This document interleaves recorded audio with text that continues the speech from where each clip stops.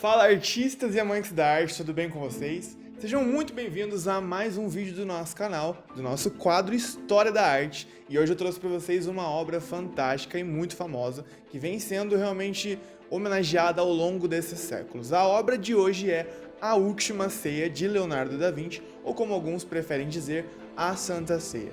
Vamos comigo então? Bora lá!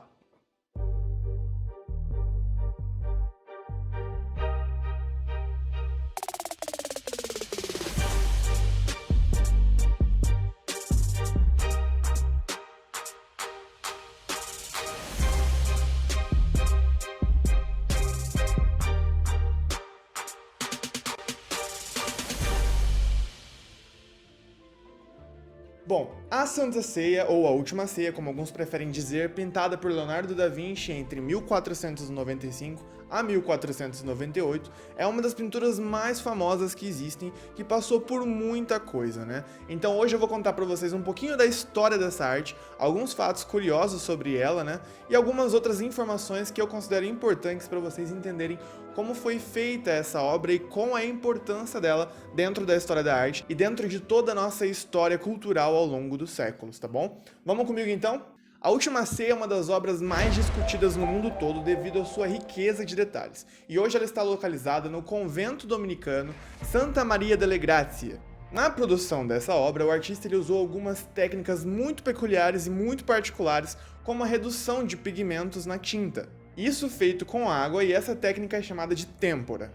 Além de óleo sobre duas camadas de gesso seco. Ele utilizou o gesso seco ao invés do costumeiro gesso úmido, algo que lhe proporcionou uma maior nuance de tonalidades dentre as cores que ele utilizou. Essas técnicas todas, né, são muito peculiares dele e fez com que a obra trouxesse consigo essa grande gama de detalhes que a gente pode observar hoje.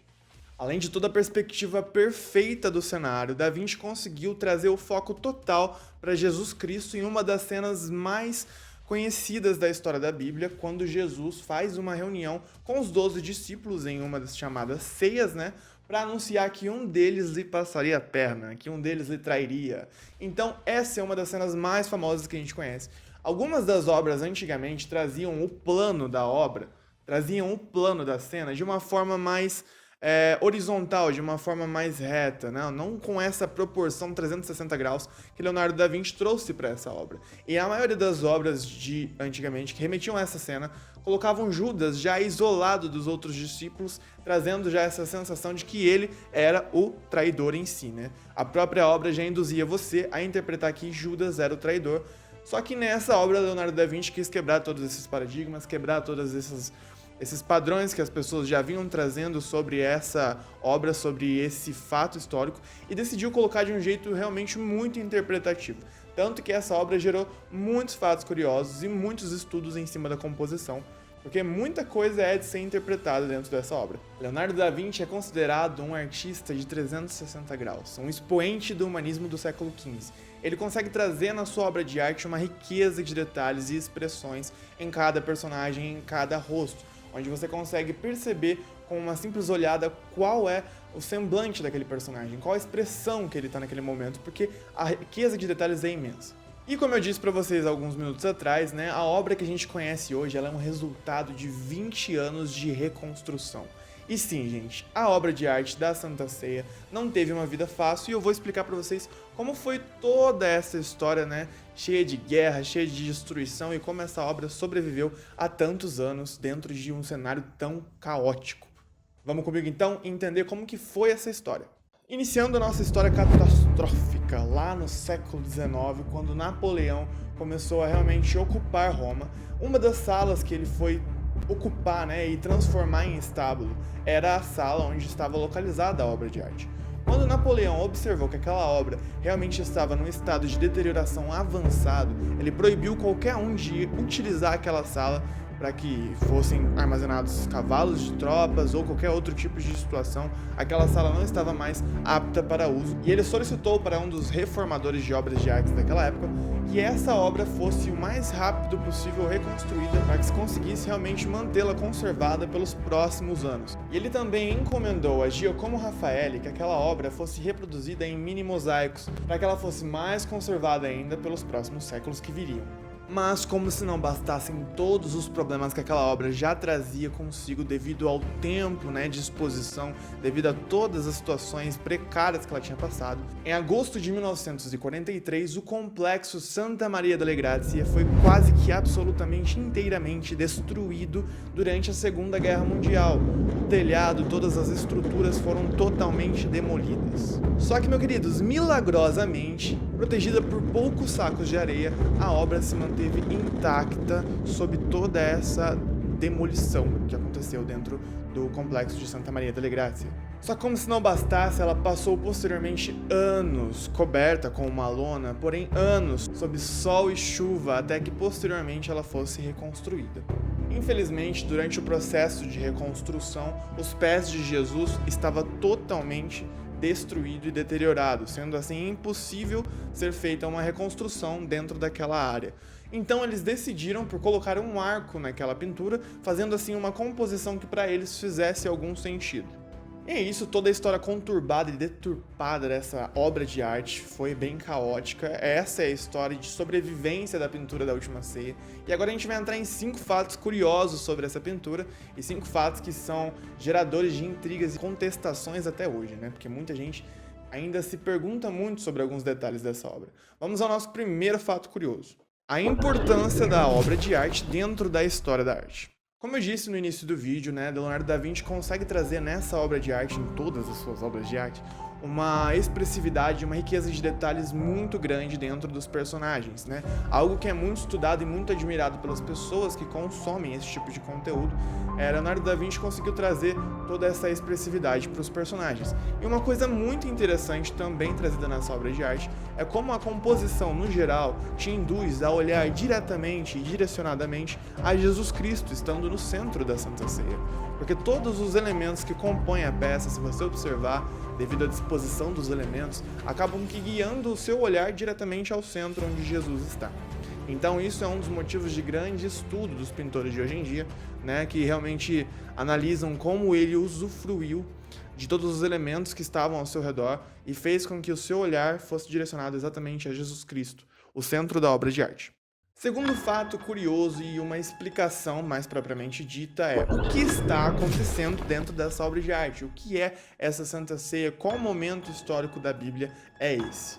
Essa obra de arte descreve um momento em João 13:21, onde Jesus, na Santa Ceia com seus 12 discípulos, informa a eles que um deles iria lhe passar a perna, que um deles iria realmente ser traidor de Jesus Cristo e realmente iria entregá-lo aos soldados da época para ser crucificado e morto. Na representação, é possível ver da esquerda para a direita Bartolomeu, Tiago, filho de Alfeu, André, Judas Iscariotes, Pedro, João, aí no meio o próprio Cristo, além de Tomé, Tiago, filho de Zebedeu, Filipe, Mateus, Judas Tadeu e Simão. Essa é a composição de todo o quadro, da esquerda para a direita, de todos os discípulos e personagens que estavam nessa cena. Então, propriamente dito, esse era o momento onde Jesus revelaria aos seus discípulos que ele iria ser traído. Um outro terceiro fato muito curioso, que como eu já disse anteriormente, muitas pessoas questionaram ao longo dos séculos e realmente estudaram sobre isso, é o fato do porquê Jesus estar sem os pés, Como eu disse a vocês, durante todo o processo em que essa obra viveu, lá no centro, onde, na salinha onde ela estava localizada, ela passou por muita coisa e muita deterioração.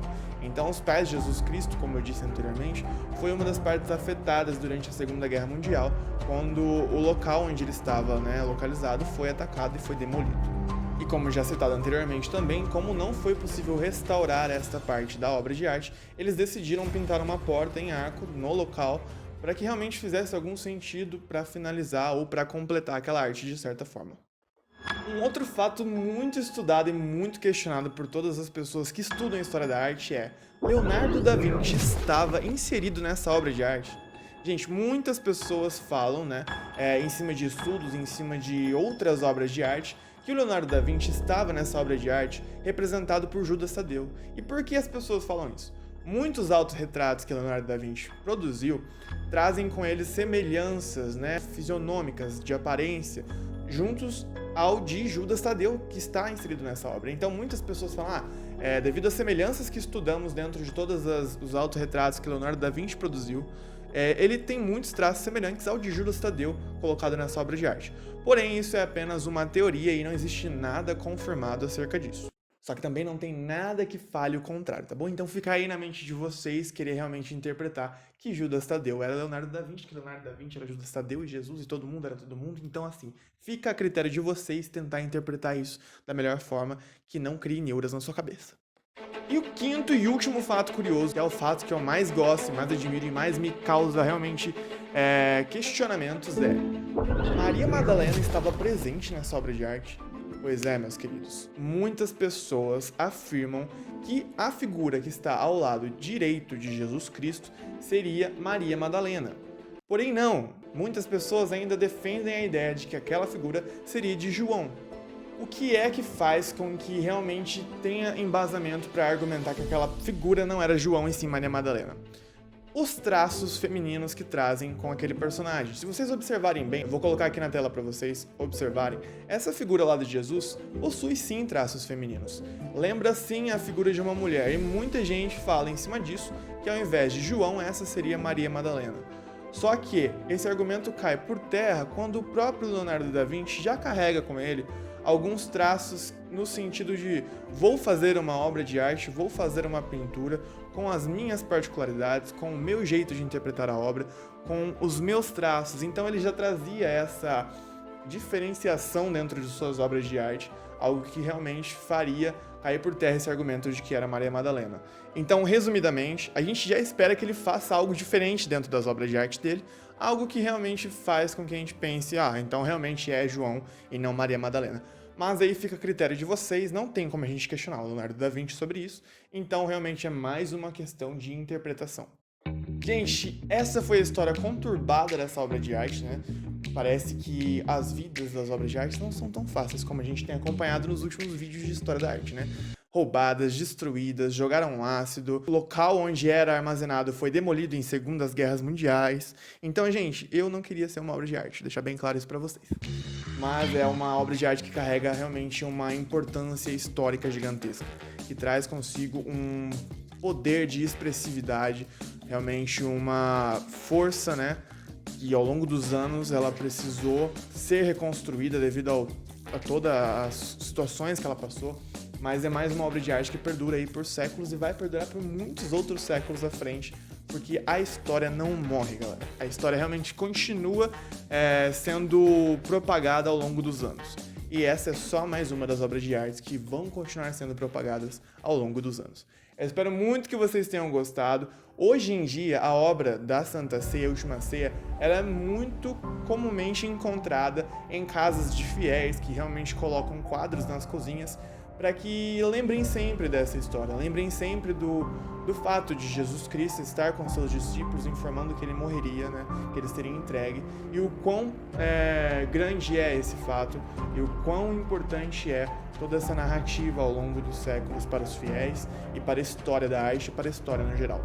E além de decorações, a Santa Ceia, ou a Última Ceia, ela também é reproduzida em itens decorativos ou itens de uso pessoal, como camisetas, canecas e muitos outros apetrechos que a galera gosta de colecionar e gosta realmente de ter. Então, assim, a obra de arte, como eu já disse, até hoje é muito famosa, muito conhecida. E eu espero realmente que vocês tenham gostado de toda essa análise em cima dessa obra de arte, né? Se você gostou, deixe seu like aqui no nosso vídeo, por favor. Compartilha com seus amigos que gostam de história da arte e comentem aqui embaixo quais são as obras de arte que vocês gostariam de ter uma análise, né? Eu já recebi muitos comentários positivos sobre os últimos vídeos da Mona Lisa, do Salvador Dalí, do Edvard Munch, O Grito, né? Então, assim, eu recebi comentários falando que esses vídeos têm ajudado as pessoas de certa forma, às vezes até em trabalhos acadêmicos, e eu fico muito feliz de saber disso, que esse tipo de vídeo e conteúdo realmente ajuda alguém. Foi uma ideia que eu tive mais para trazer conteúdo, não tinha essa ideia de auxiliar academicamente, então eu estou muito grato por isso e espero que continue ajudando vocês. Então a gente se vê no próximo vídeo, galera. Fui!